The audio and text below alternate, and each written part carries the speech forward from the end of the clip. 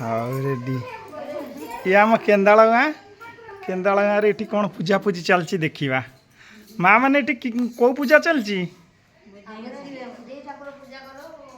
ବୁଧେଇ ଓଷା ପୂଜା। ବୁଧେଇ ଠାକୁରାଣୀଙ୍କର ନା କ'ଣ ପାଇଁ ଏ ପୂଜା କରାଯାଏ?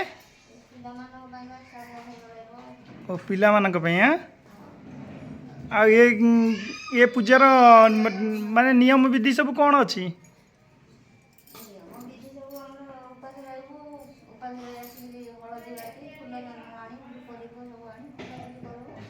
ହଁ ହଁ ହଉ ହଉ। ଆପଣମାନେ ମାନେ ସବୁ ବର୍ଷ କରନ୍ତି? ହଉ 30 ବର୍ଷ ପରେ ହେଇଗଲାଣି। ମାଙ୍କୁ ସ୍ଥାପନା କରନ୍ତି?